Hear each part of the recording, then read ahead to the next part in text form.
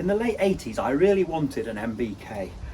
They're obviously not massively exotic, they weren't particularly expensive, but in the context of the time, they were sufficiently characterful, and obviously they had wicked colours and graphics, that as a kid, we thought they were really cool.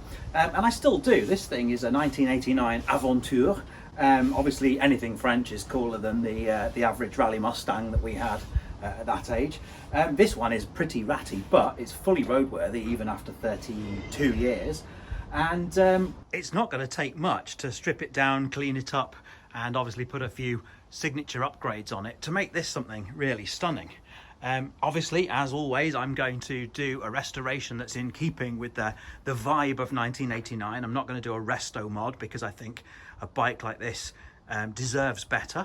I'm going to stick to this fabulous X-Age group set with the Biopace and obviously the original XT shark fin there, and an alloy U-brake under the chainstay, which would have made me very jealous in the late 80s because I had the same one but plastic coated steel.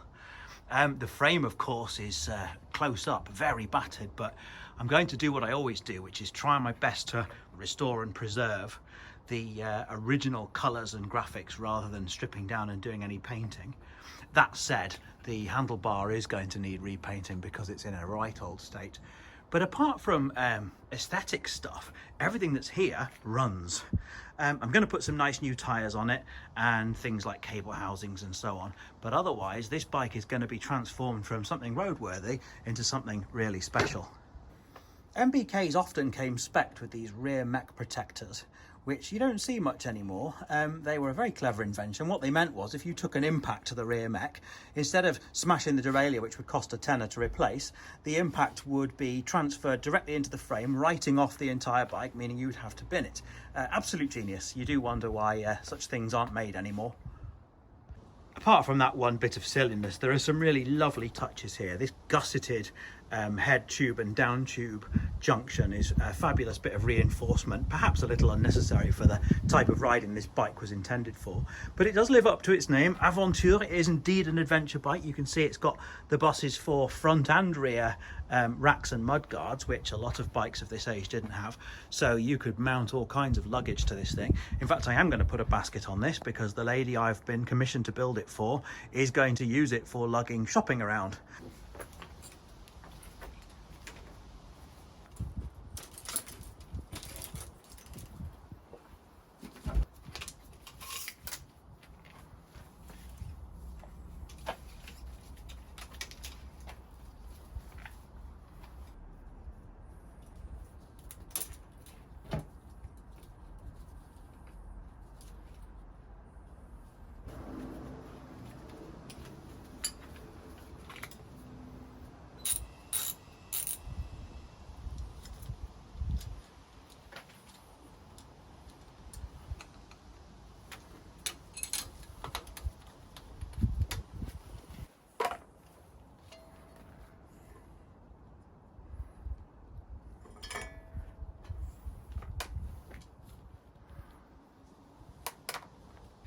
This is a little strange. In the late 80s, there were three equipment levels of the X-Age components. X-Age Country, then Trail, then Mountain. This is before Mountain LX, 500LX, all those others that came later. So in 88, when I got my Ridgeback, it had X-Age Trail with a smattering of Mountain on it. This bike is almost entirely equipped with X-Age Country, which is good, but it's basic. And yet they've put an X-Age Mountain alloy rear U-brake on it. Not sure if that was deliberate or if it was an aftermarket upgrade, but whatever it is, it's a nice stroke of luck, and it's certainly nicer than the X-Age Trail one I've got on my Ridgeback. Now, if you think that this is a bleak and forlorn pile of greasy, chipped old bike parts, then of course you're watching the wrong YouTube channel, because to us connoisseurs, this is the beginning of something beautiful. Apart from the tyres, which just didn't look nice, and this chain, which I think we might as well replace because it's stretched, everything that was on this bike is usable, and that to me is a huge result. The cleanup process, of course, is going to be an absolute delight, so I'm going to stop mucking about and get cracking.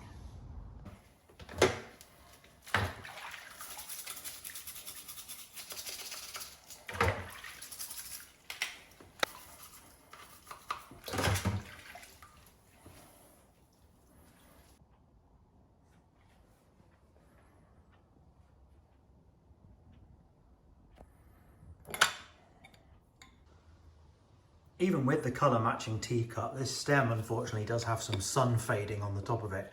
But I'm definitely not going to touch it up or respray it, because I do think that preserved patina of age is so much cooler on a collectible bike than a respray. And actually, once this thing's been waxed, it's still going to look amazing. Now, I won't subject you to a film of the process of scrubbing a headset and a bottom bracket in degreaser. Suffice it to say it's done, but the end product is fabulous.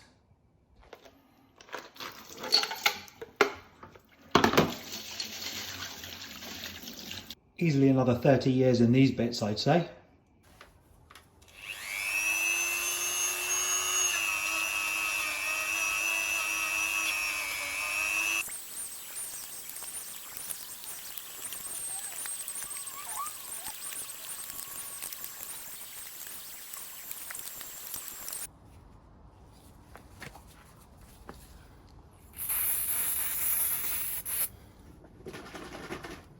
Now, before one of you internet Columbos makes the point that this could be an 88 and not an 89 Aventure, please note that I am aware and I simply don't care.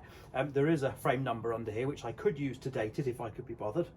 And also the componentry on it is of the same generation as the bike I had in 88.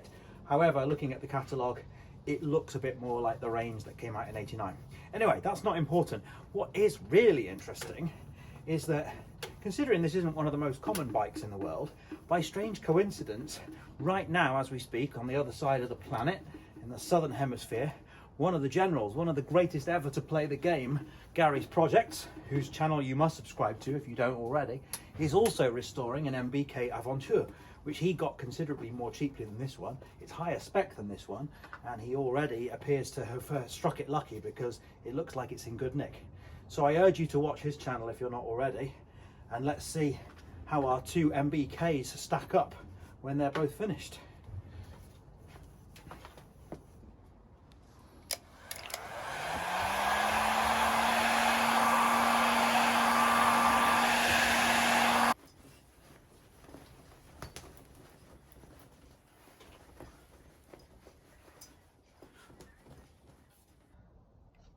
Little treat here for the detail nerds. A couple of straddle wire hangers, a hollow barrel adjuster for a front brake, and a front derailleur pinch bolt. These were all brown with rust, and then they've had a night in the vinegar and a bit of polish, and look at them.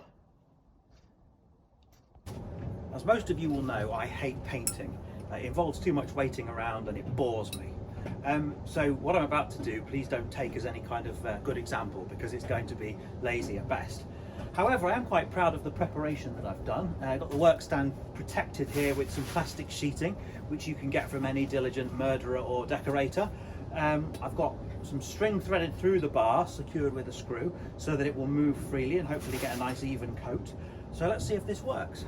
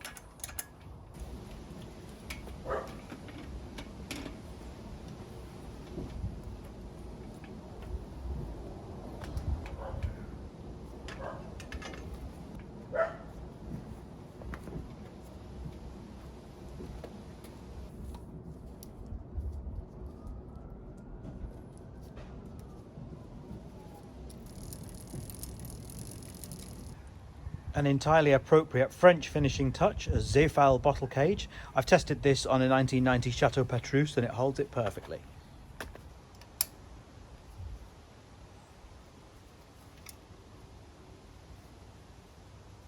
Lovely bit of jewellery to finish off the chainstay. I know some of you would commit grievous crimes to get your hands on an original one of these. This one was on it when I found it.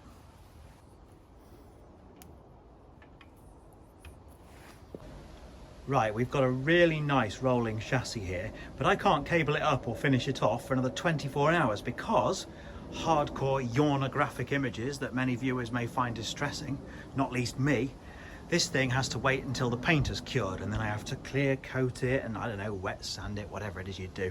Anyway, you can see why I intensely despise painting. But once this handlebar is finished, we'll put it on, cable the thing up, and then we can have some real fun.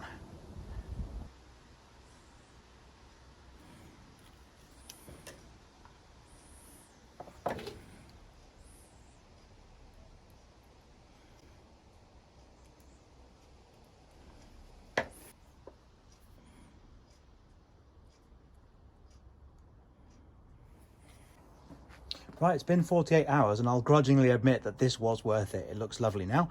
So the next challenge is how do you get a bar with a wiggle in it through a front, well, it's not a front loading, that's the problem. It's a single clamp stem here without scratching and gouging it to pieces. Well, you're about to find out.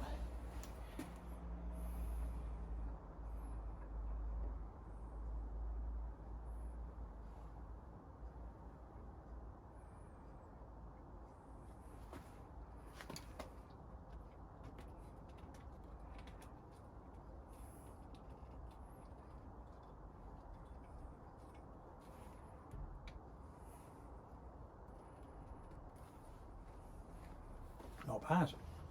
I did promise this thing would have luggage capacity. This is a modern basket, not vintage. It's made by Bobbin. Of course, Bobbin baskets are usually designed and intended to go on their bikes, most of which have 700C wheels instead of these smaller 26-inch ones. And also, critically, they have either flat handlebars or drops, which are of course flat across the top.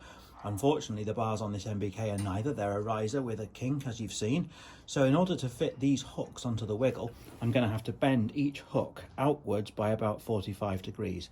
So let's see if I can do that in the vise without destroying it. Well, the answer is yes. I've managed to get it clamped in the vise using the mole grips. As you can see, okay, it's only about 20 degrees off the perpendicular at the moment, but I think that'll do. If you mirror that on both sides, we should be able to mimic the wiggle of the handlebar. There we go, fits like a dream. I can't say any of my vintage mountain bikes has a basket on the front, but I think in this case it looks perfect and is just the right size for shipping round, I don't know, onions, baguettes, bouquets of fleur-de-lis. So yeah, she'll be happy with that. All right, slightly sad state of affairs, but unfortunately inevitable. These X-Age STI units, and that's Shimano Total Integration for the nerds, they're great in that the shifter and brake lever are all held on with one clamp, but the more basic ones, these X-Age ones, rather than an aluminium clamp, have this plastic coated steel clamp, and I'm sad to say the steel clamp, as you can see, is more like a claw. Now, what that means, of course, is that the act of putting this on the handlebar is going to gouge away all that lovely paint that I just put on. There's no way around it because, as you can see, the mechanism in there is pretty vicious. But, of course, the good news is if you do it well enough, then you won't see the gouging because, of course, this is going to cover it. And I've marked with green masking tape the limit to where this thing is going to go, so it's not going to gouge a millimetre further than it absolutely has to. Actually, with fresh gloss paint, this isn't that bad. There we go. I might be alone in this, but as much as I despise painting, I really, really love cabling. And there's definitely an art to it. Cutting the housing just to the right length and getting everything fed through at just the right amount of kink for minimum friction. I really do love it, and it's the secret, of course, to getting bike running super smoothly, as this one will.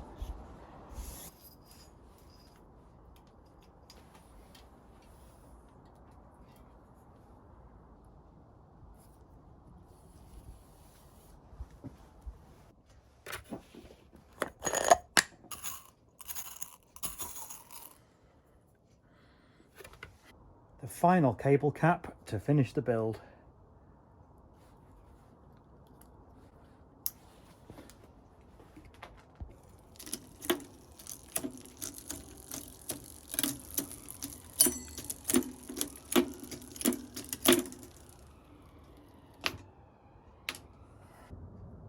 So here we are, as the noble mécanicien said in France 32 years ago, fini, sacré bleu.